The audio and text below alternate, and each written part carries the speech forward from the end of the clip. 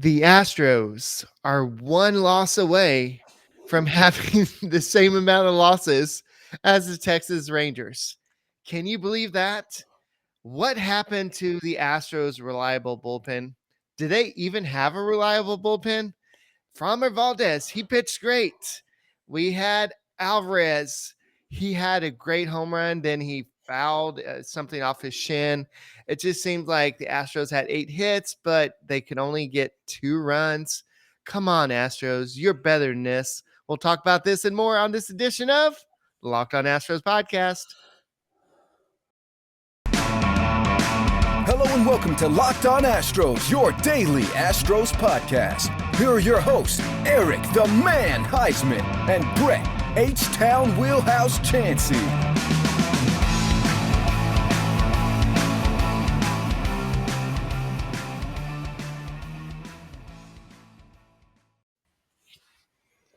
We are Locked On Houston Astros, and we hope that you join us for a daily Locked On Astros podcast. My name is Eric Huysman. You can find me on Twitter at Eric Talks Stros. Find the show at Locked On Astros, your team every day. Brett, where can you find you at this glorious rainy night?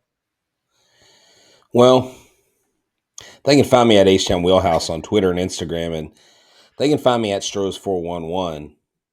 Always positive. I'm positive this offense has got more in it.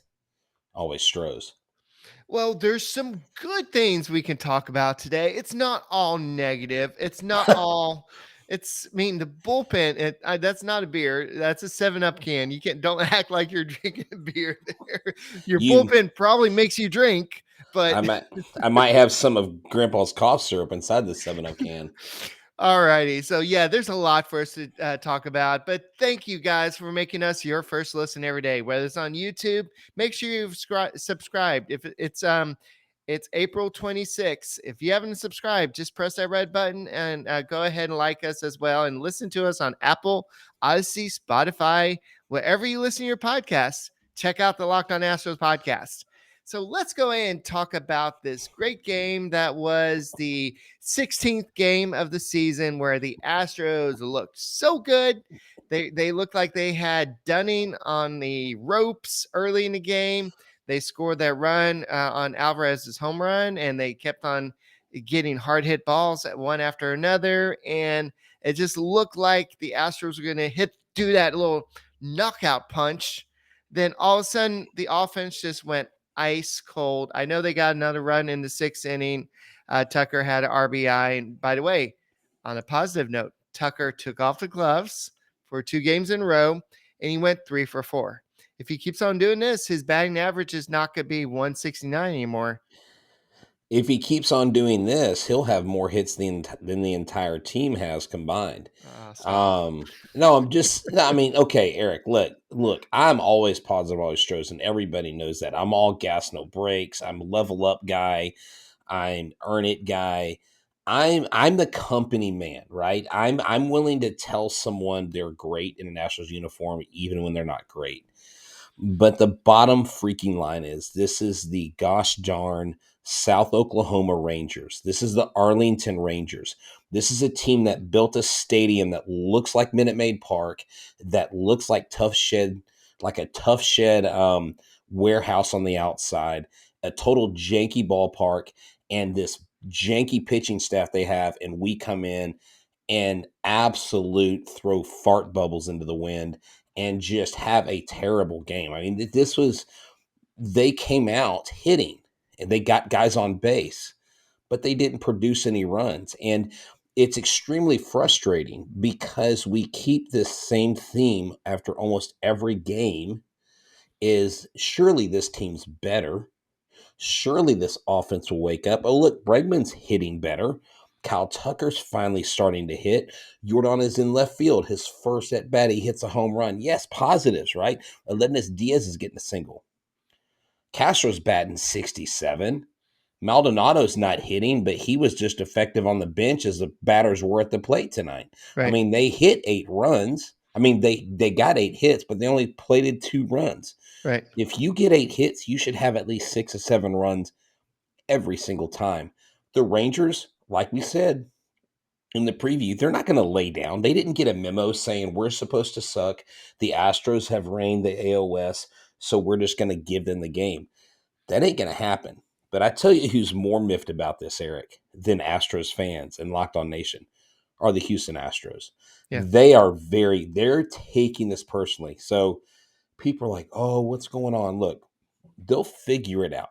There is no way, and I was quoted in an article today, there's no way that this offense stays this dead for an entire season. I think that is a mathematical impossibility.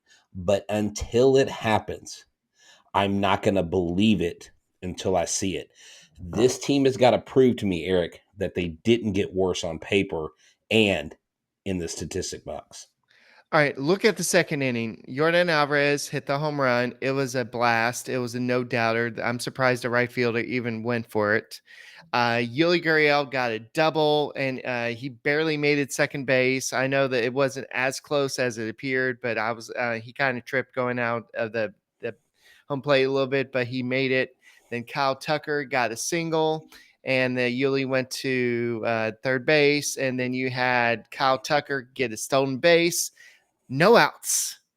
And then you have Ledmus Diaz come up, and he grounds out to third base. Runner can't advance. Jason Castro strikes out swinging. Jeremy Pena, the hero from Notre Dame, strikes out swinging. You had the opportunity to just take advantage of that situation, knock them out, give them the punch out, and you couldn't do it there. That first inning would have Second, changed. yeah. That first advance of the offense, Mhm. because the first inning it was 3 up, 3 down, just like the Rangers, that could have changed the outcome of the game. But would it have been another thing where they scored 3 or 4 runs against, like they did against the Blue Jays or the Angels, and the other team comes back and wins? It is mind boggling to me that this offense goes against Dunning.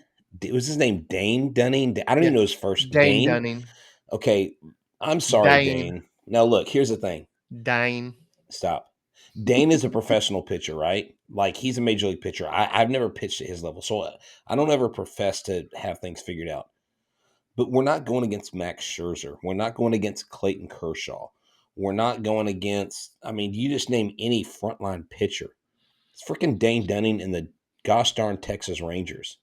This is a game that they should have absolutely blown open, just blown the tires off the vehicle and gone full throttle, scored 6, 7, 8 runs. I think it would have shut things down. Now, I would say that if I'm betting on the game tomorrow, there's no way I'm going to bet on the Rangers to win because I think the Astros come back and win.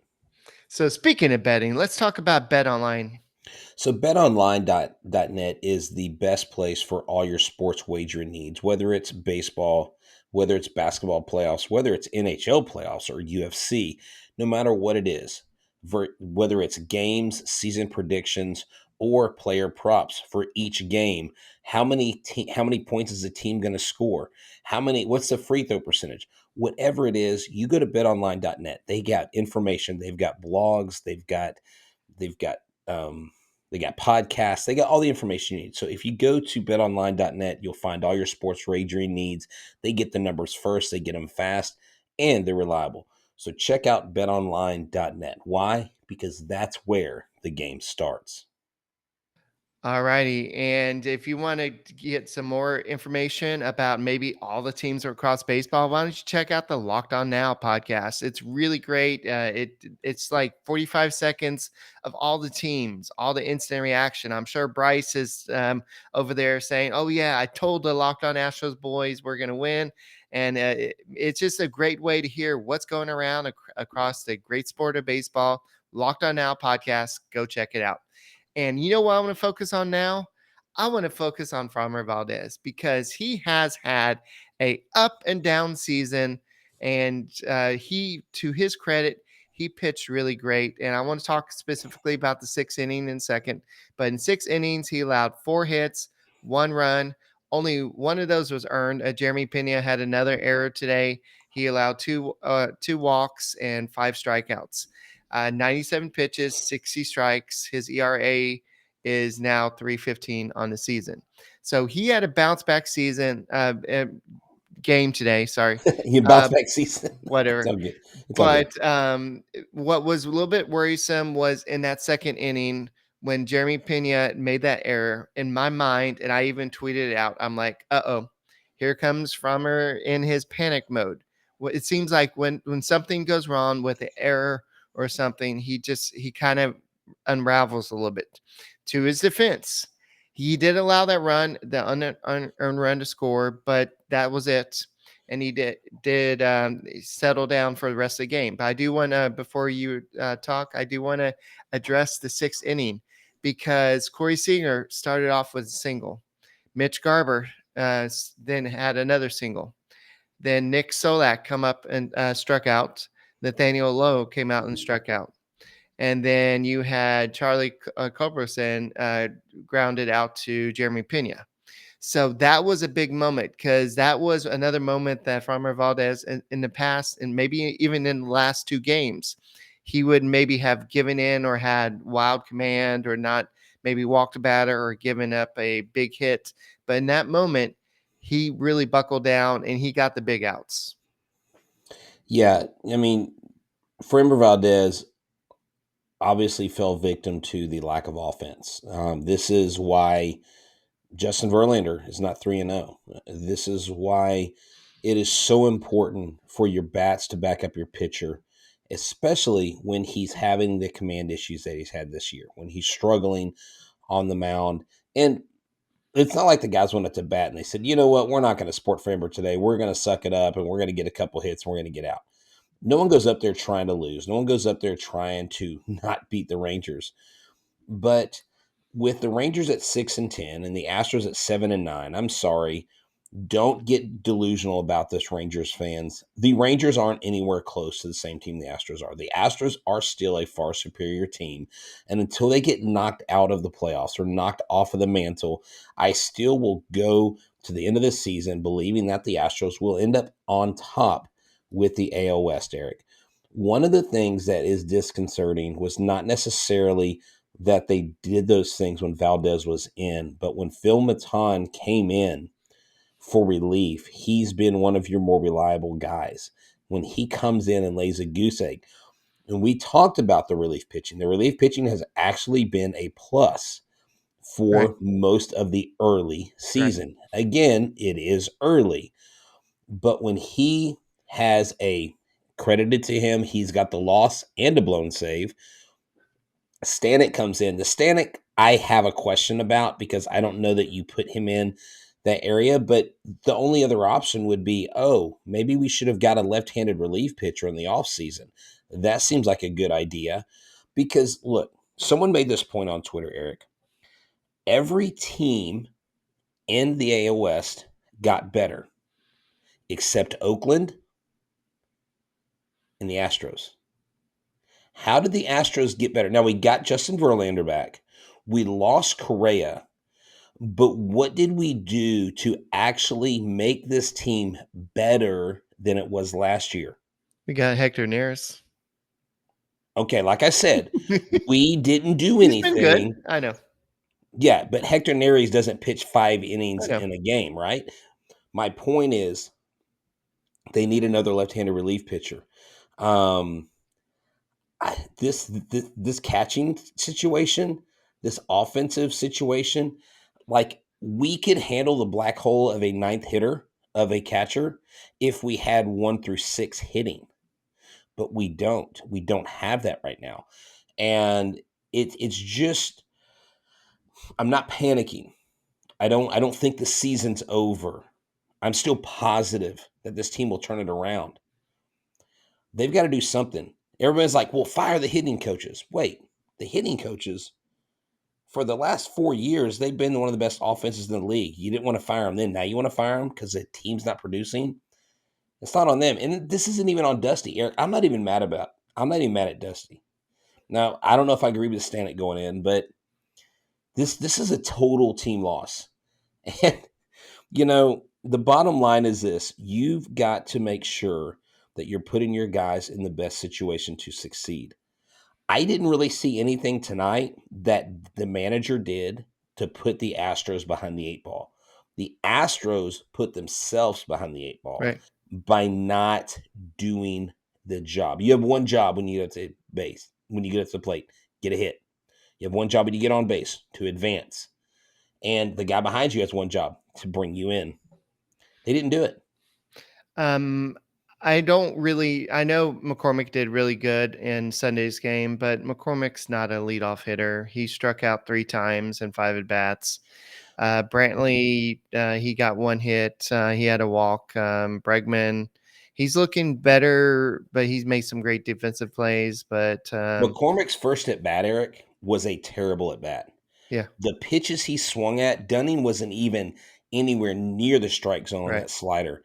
The first 3 batters that went up and saw that slider, like after you saw McCormick whiff on it, why would anybody chase that slider? Unless that is just a wiffle ball pitch and that it looks like it's going to stay, that ball had no business staying in the zone. And, so that first at bat set the tone for Chas McCormick. I think if Chas would have held up on those outside sliders and walked, he would have had a different bat the next 2 at bats. I'm going to go to venture because he looked very good on Sunday. We were there. And although he's not a leadoff hitter, I mean, I applaud Dusty for putting him back in the leadoff spot because right. I felt like he earned it, Yeah, right? after a game like he had the other day, you've got to give him a chance, and I wouldn't be surprised if he's back there. But the Astros really don't have a prototypical leadoff hitter at the moment, unless you want to put Jose Siri there, and he's not even the prototypical. I mean, he's the guy that can make contact. He's the guy that can maybe get on base and make something happen. But I still don't know if he's that much of a Teach contact hey, guy. teach him to I don't know. bunt. If he's going to lead off, teach him to bunt. Like do some BP where you're, excuse me, bunting for 30 minutes. Teach him how to lay down a bunt. And if you get a pitcher who doesn't have some wonky sidearm or 3/4 action, you got a guy that brings the ball over the plate. He throws a first pitch strike. Get him to lay down a bunt. He lays down a bunt on third baseline. He's probably getting to first at least six times out of 10. That ups his on base percentage. He's on base. Now he's a threat to get to second. Once he gets a second on a steal, you got a guy in scoring position. You see what I'm saying? Right. I'm not saying he's your contact guy, but they got to get somebody on base. You saw Yordan Alvarez try to lay down a bunt at that 1 at bat to bunt against a shift in his 3rd or 4th at bat late in the game because they're just trying to get on base. So right now, I'm for anything, Eric. Let's try anything except for Yeah. the catchers leading off. Well, Castro had 3 strikeouts and stranded 6 runners on base. That's crazy. Just how many?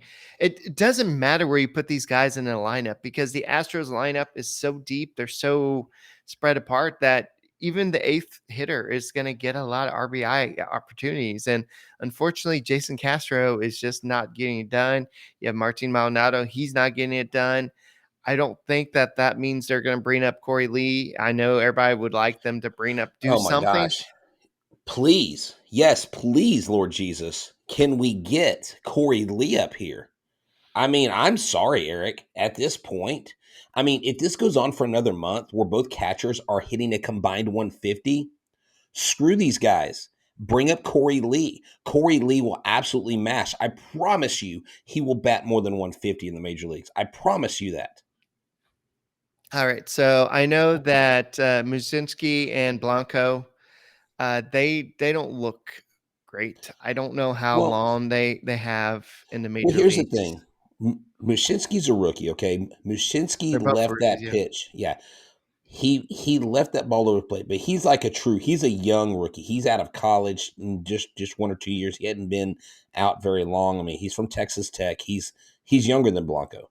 And but Mushinski, he's got great movement on his pitches. He just left one out over the plate where he gave up that hit. He's got good swing and miss stuff. He's unproven. You can't put a kid in there like that and expect him to be your go-to guy. Your go-to guy's got to be Stanek. Your go-to guy's got to be Matan. And when the vets aren't doing it, that's a whole lot to put on guys that aren't very seasoned. Yeah, I know. And looking at the pitching chart, his high pitch was a 92 miles per hour fastball to Willie Calhoun. But he averaged about. He threw mostly sliders. He threw changeup sliders. And he threw two fastballs, but most of them were sliders and changeup and curveballs. So Yeah, I he mean, he's not right, this kid's not a flamethrower. He's right, not a power pitcher. He is an off-speed pitcher. And if you go back and watch that game and you watch the swing and miss stuff when the Rangers swung, completely missed the ball, the way that ball was moving, even Framber today, Framber's movement on his slider looks absolutely magical when you watch it in slow motion. The way that ball goes to the right of the plate and then just breaks a hard left when it gets to the plate. Mushinski's not a bad placeholder right now. He needs some time. He needs some right. work. But pitching, Eric, is so technical, and we're seeing that with even the veterans. I mean, we saw it whenever I took this ballpark tour the opening day. Justin Verlander's out there working on hitting spots. This guy's been in the league 16 years. Like, all these pitchers are always learning. So, the offense needs to wake the hell up. Period. Yeah. In the story, they just do. It's like you need the right parts for the bullpen, right parts for the rotation, right parts for the lineup. It's like none of the parts are working for the Astros right now. That's why they find themselves 7-9. Speaking of which, let's talk Fine. about Rock Auto. Yeah, so when I have a car part need, when I have a truck part need, I go to my phone and I go to rockauto.com. Why? Because they are a dependable auto parts store.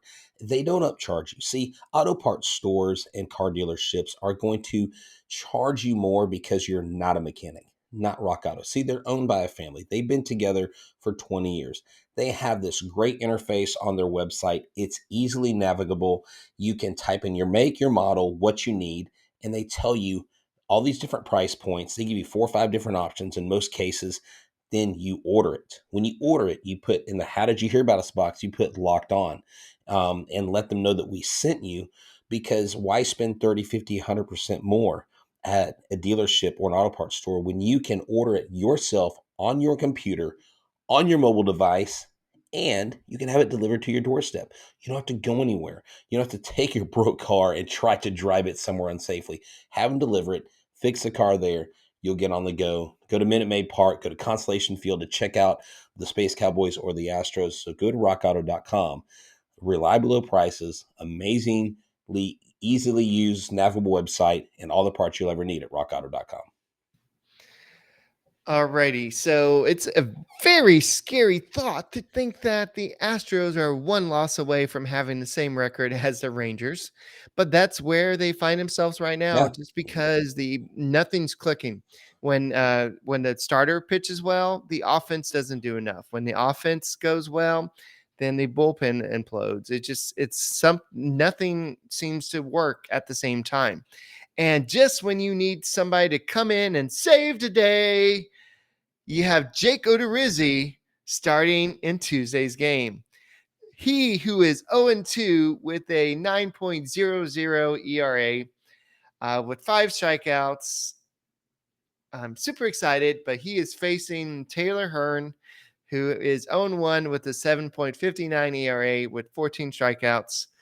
So it's going to be a slugfest or something. I don't know. I don't So whether. basically what you're telling me is the way the Astros are hitting, Hearn has a 7 ERA. His ERA is going to drop 4 points tomorrow, unless they start hitting. Odorizzi, hey, it's a pitcher's ballpark, right? When Garcia gets up, they just need to walk him. When Seager gets up, plunk him. Don't give him any hits. I'm just saying, like, Jake Odorizzi makes me nervous, but I'm totally going into game 2 with the total. I'm doing the whole like positive vibes thing, like the guy Mario on Twitter, like positive vibes, man. I'm bringing positive vibes, buddy. And so I'm just gonna say I really believe that the Astros break out of their funk tomorrow. I think Odorizzi doesn't necessarily shine, but he lasts 4 2/3 innings, and I think that's enough. The Astros relief pitching gets a butt kicking by, I think Dusty Baker goes in there and like whoops everybody's butt. He's like getting on to him old school. Yeah, he's like, yo, listen, you're going to go out there, and, he gets on him and he does his thing. And then the offense wakes up, Eric, and the Astros win 7-2 on a Tuesday afternoon or Tuesday evening. All right. So, yeah, we'll have to see. What's the name of that show on Apple TV? I cannot think about it. The football coach that goes to play soccer. Ted Uh, Lasso? yeah, they need to have a Ted Lasso moment and put the sign up there that says "Believe," and just Well, go. let me tell you right now, they may be the only people that believe they can do it because right now I can tell you the temperature of Astros Nation across the board is they're like, what is going on? Where is my team? I was like, they're posting the pictures of Carlos Correa. Miss me yet? No, we don't miss him yet. It's just, and it's tough because these last two games, Jeremy Pena has muffed some routine ground Right. balls. I do think that at the end of the day, some of the pressure gets to him a little bit, and that is okay. He's human. He's not an android. He's not a robot. But these are the kinds of valleys that you need. Ask yourself this, Astros Nation. Do you want your team doing this now in April? Or do you want them doing this at the end of September when they go into the ALDS, when they go into the playoffs? You want them doing it now so that they figure this crap out and they get it out of their system. So in the dog days of summer, they're not slumping and doing this. So let them work out the kinks now. I would rather them work through it now, know what adversity is, be the unexpected last place guys in the room, and then all of a sudden kick butt and take names later. That's how I'm positive spinning this. You know what is kind of odd that the Astros would go to Musinski and Blanco instead of Baez. So that shows how Baez is how Yeah, he's Baez doesn't last on this team all season, I don't think. yeah. I mean, in a 3-2 game, they went to somebody that's not Baez. So why is he even? I know he's being paid. I know that. Well, The same thing, Odorizzi. You've got, but Odorizzi, I think he still has potential. I know I'm gonna get crucified for that, but he still has potential. We'll see what he does tomorrow or today, but give him 2 more starts, see what he can do. well, Then you can decide what to do from there because there are some pitchers at AAA who look pretty good. Hunter Brown looks pretty good. Hunter Brown's looking JP better. Hunter, France looks good. yeah, JP France. JP France got hit around a little bit in spring training. JP France, I think, has a little bit more work to do. Hunter Brown, I haven't looked at his splits, at his strike to ball ratio, but he appears to be getting a lot more strikeouts than walks. Right now, he got 8 strikeouts his last start. So he's looking good. Pete Solomon, we haven't heard much about him. We'll have to look into him and talk about him on the next show. Josh James is doing pretty good. Josh He's gotten James, some saves, so yeah, he's Josh somebody James that can has come 3 up. saves. He's leading the Pacific Coast League, and everyone's like, "Oh, I still don't trust Josh James." Look, Josh James coming back from an injury. I ran into Andre Scrub at the home opener. He is actually in Sugarland again. He's recovering. If that guy can find the magic that he had when he first came up, that big 12-6 curveball that he has, that's a monster of a curveball. And if you can control that, look, the the harvest is plentiful when it comes to pitching, but they're almost all right-handers. We don't Right. have any left-handers. So Baez is auditioning for "Are you off the team later?" role because he's just underperformed and he's underwhelmed. And you hate to see it because he was a guy when they brought in, they had a lot of high hopes. But the one guy that we can't slander at all in this bullpen is Montero. Rafael Montero is the superstar of this relief. And Christian Javier will get to start for the first time this season here in a few days. I'm excited to see that, Eric. What is your prediction for game 2 of this series? Let's do this. No homer vibes, no emotional ties. Honest answer. Jake Odorizzi starting. What is the score tomorrow? It's gonna be 8-9 or Who 9-8. who Astros has win. 8? Oh, Astros win 9 Yeah. to 8 in a slugfest. Yeah. I think the Astros squeak out a 2-1 win tomorrow. Ooh. I really do. I don't think Jake Odorizzi gives up a lot of runs, and I just think that I think it's one of those games where the Rangers hit the ball where the Astros are, and sometimes that happens. So we'll hope that the ball bounces the Astros way. The season's not over, folks, but we're here for you 5 days a week to make sure that you can get through the valleys, because at the end of every valley is a peak, and we're going to be climbing to that peak pretty soon. You stay tuned. You stay locked into Locked On Astros. We're your team every day. All right. With that, that's all we got. And we'll see you tomorrow after tomorrow's game. And go Stros.